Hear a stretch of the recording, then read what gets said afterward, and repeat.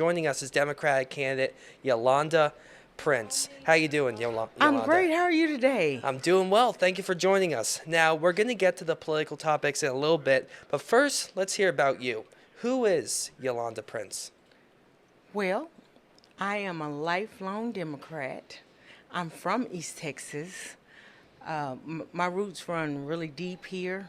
I was raised by a single mother along with my two siblings, and do also have a stepbrother who's a little bit younger than I am.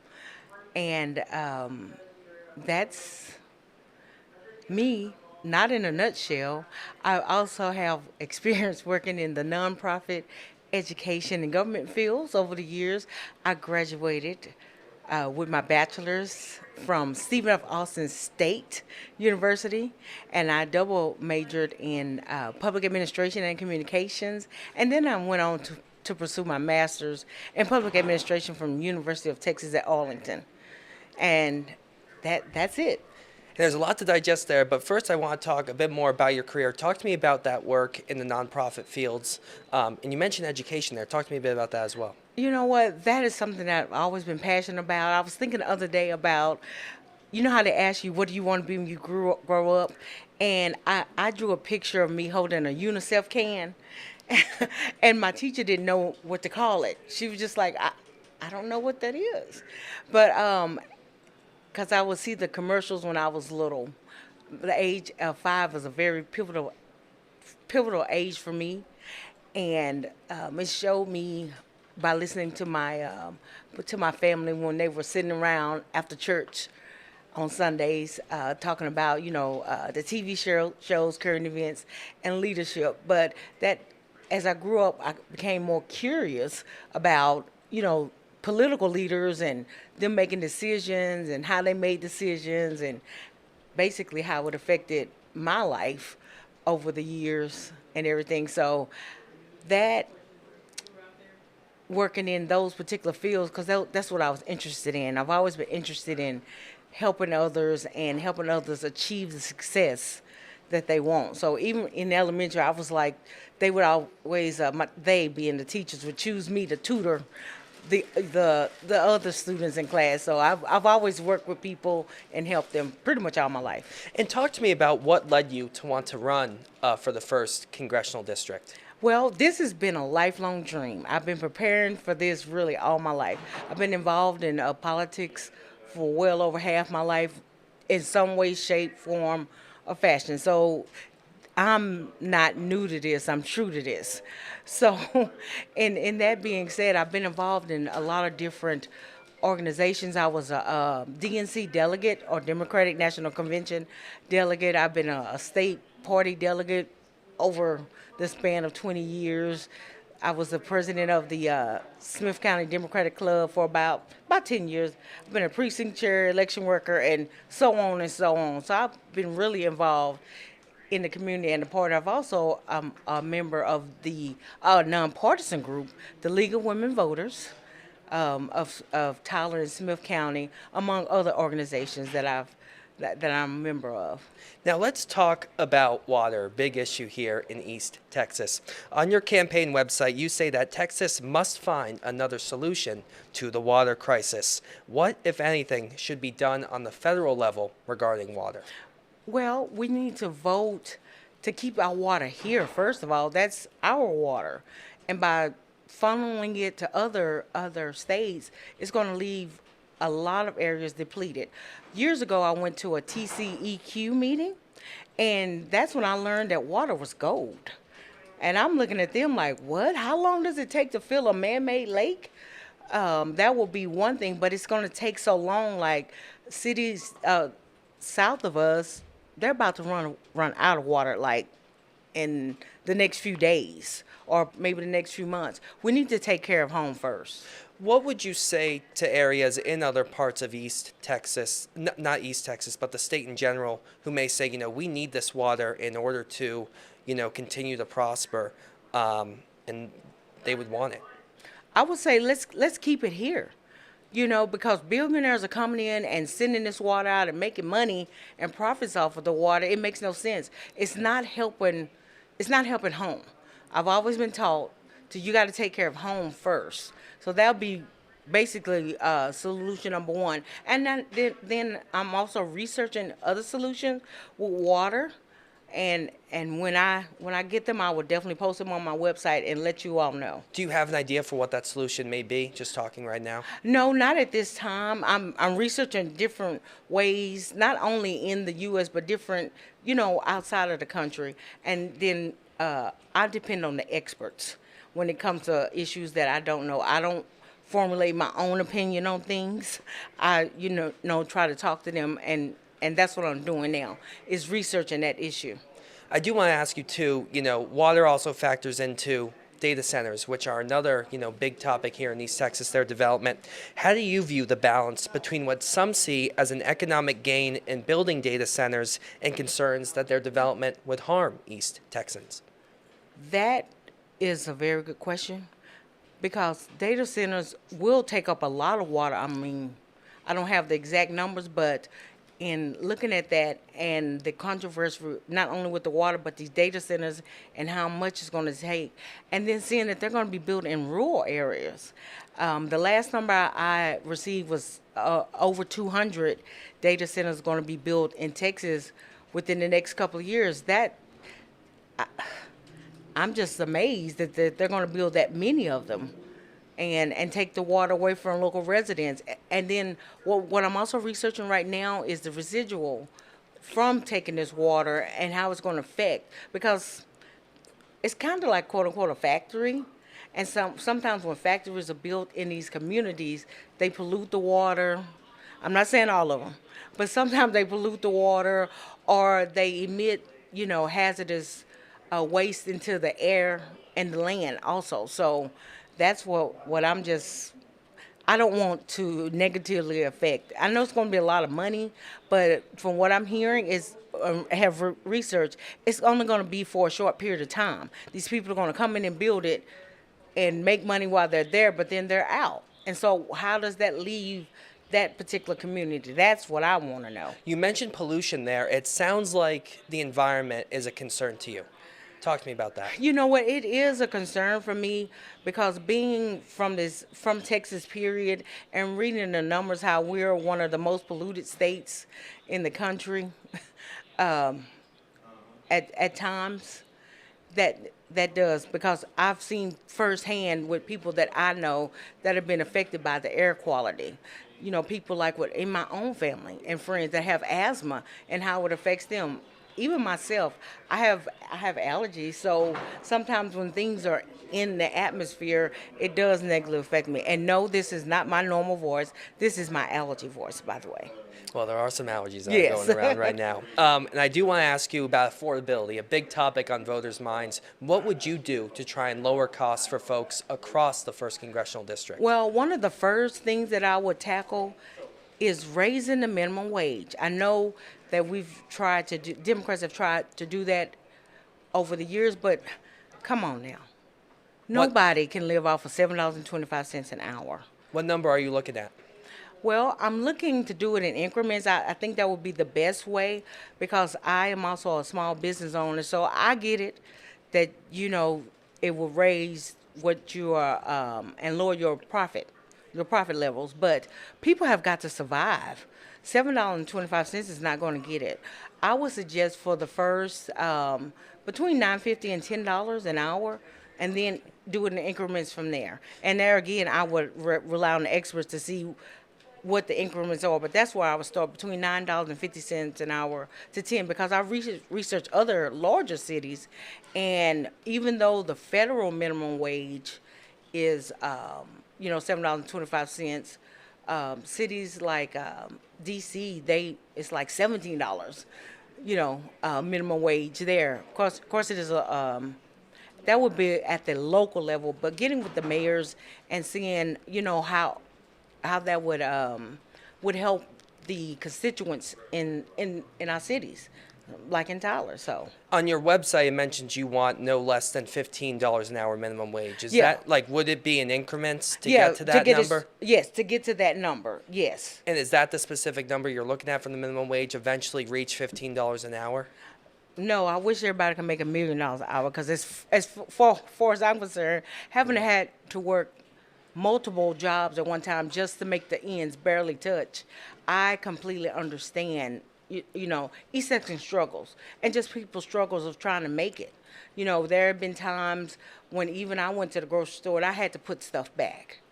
So because I didn't have enough, and then that was my budget for the week. And deciding between food, medicine, and gas. That's just something. But no, right now that would be what I would recommend.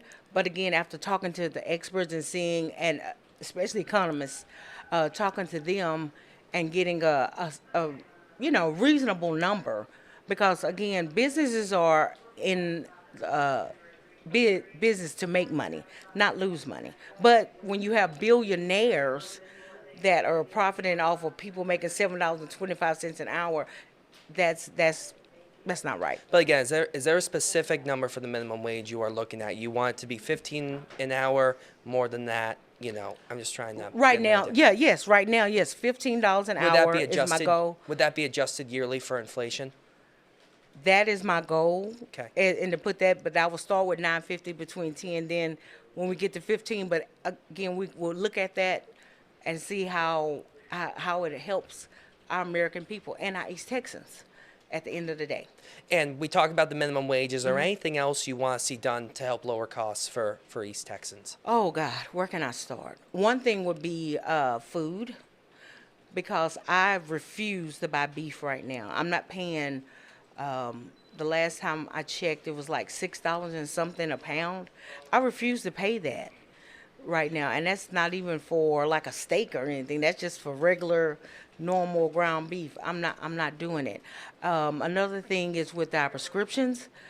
I talk often about my neighbor, which I talked to a couple of weeks ago, and I'm facing the same thing right now. But she was saying that with her disabled son, who's grown, that she went in to get his medicine. It was going to cost her $1,000 for that month, and he's on Medicaid. So she struggled and fought to get that reversed, and eventually they did. But I can't imagine, because this is a medicine that he needs. And just last week, I myself went in with my insurance, because I'm still a full-time employee and working every day, just like the good folks of East Texas. But I went in and they told me that one of my medicines was going to be, with insurance, $995. So, of course, I left that there. Who wants to pay a mortgage for a bottle of medicine? I don't. How do you lower those prices? Well, reaching out to these big pharma companies and talking to them, because I'm the type of person, I like to understand how you got to this decision. Now, I know things are expensive, and I can, attest and understand inflation, but you have to think about the common man. Not everybody in America is a billionaire. And they probably don't want to even pay that much for medicine. And tackling that and talking to them. And again, I defer to experts on what is a reasonable price for particular medicines. Now, I know the great scientists and the researchers put in a lot of work to create medicines that keep people alive. But at what point will we have to stop this? Because it's getting out of control that people can't even afford just regular, basic, generic medicines. So right now, what you would look to do regarding prescription drugs is to talk to the pharmaceutical companies and talk to the experts to try and figure out a way to lower those costs. Yes, because I'm not one, I just don't pull a rabbit out of a hat and make decisions. I want sound research. I want to defer to the experts on a lot of things, and then also talk to my constituents on what they see as a need. So far, I haven't seen anything specific on the trail, but people do nod their heads when I say we've got to lower these prescription costs. So that is a major concern right now too. Let's talk about the conflict in Iran. Should the U.S. and Israel have struck Iran a couple of months ago? Why or why not? Well,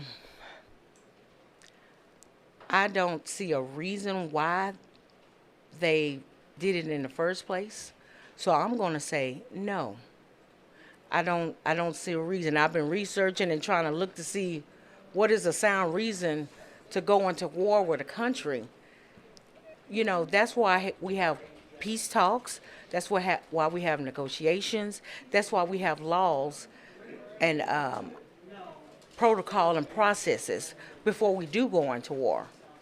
And I haven't seen any of the above done with the current administration. What impact do you feel, the conflict has had over the last few weeks? How do you view the impact of the conflict? With that, I would say the impact that I've seen is delays in, shipping. I've seen a lot more people very vocal about being against this particular war for various reasons. Some of them have, that I've seen, have family in the area. Some of them don't understand why we're doing this right now. Some of them do, and they have their own theories on why, we're in war right now with Iran. And another thing is the impact is here with the gas prices. I'm seeing that because I myself pulled up to the pump and it was $5 a gallon. $5 a gallon. That, we've seen the price. I've seen those prices in like a California or New York, but not here in East Texas. Not here. How do you lower those gas prices? Again, I would definitely, speak to the experts and see, and I will formulate a plan because it has to be raised at a certain thing. Right now, it jumped from 0 to 60 with the cost of the gas prices. 0 to 60. And, what are you and- referring to? Well, that means it jumped rapidly. No one was prepared because I myself, I have a set price that I put in my car every week. Now I'm having to go over that to fill my car up, and I go to places like I go to certain places that I know that they have the lowest gas, but now it's $2 or more over than what I normally spend on gas because it's going up to like $5 a gallon. Let me circle back to the conflict in Iran. If you could give the White House any suggestion on what to do right now, what would you tell them? I would suggest that there needs to be more peace talks with the leaders of Iran or Iran, and give a reason why you started this war. You just didn't even consult with anybody. It was just started. It's like we blinked, woke up the next morning. No, we went to bed, and next morning we're in a war with Iran. So yes, I would strongly encourage that. Do you feel President Donald Trump should be impeached? I do. I do feel that. But realistically, I know that may not happen, but I really do. Why? Why do you feel he should be impeached? Because everything that he's doing right now is affecting every single person negatively. I don't care if you have $10 in your wallet or $10 million in the bank. I mean, from everything from the environment to healthcare to education to just everything, gas prices. And it doesn't make sense because it doesn't have to be like this. It doesn't have to be like this. When you're siding with the powers that be and not trying to take care of your own people, everybody, this is what you get. Now, you're facing fellow Democrat Dax Alexander in this runoff. Neither of you garnered the majority needed to win outright. Is there anything you're changing about your campaign to appeal to those who may not have sided with you in March? Yes, the thing is, I'm scheduling talks with people because I have to know what you want. And we have to find a solution. Because I could tell you all day what I want to do. But it's the people everybody that I will represent. Whether you're independent, Republican, Green Party, Democrat, it doesn't matter to me. because we're all in this together. We are one, and we need to come together to make change, and that's what it's going to take. Everybody has to get involved. So I hold people accountable, not only holding me accountable for doing the things that I say that we should do, but also you as a voter getting off your hands, going to the polls to make this change, because there's no other way that we're going to make this change. One last question. The runoff is just a couple of weeks from now. Is there anything I didn't ask you would like to tell our voters before then? I would like to tell our voters that it is extremely important. Everyone should be running to the polls right now because of what's going on is abysmal. We have to take care of each other as our neighbors. I've always been taught another thing is to take care of the least of these. And if you see your neighbors hurting, reach out to them and help take care of them. That's why I am running. I was sitting on the couch in June, July, and it just hit me that, I'm tired of seeing people suffering, because this is not America. This is not America at all. I want to build relationships with people. I want to be cognizant of what their needs are here in East Texas and beyond.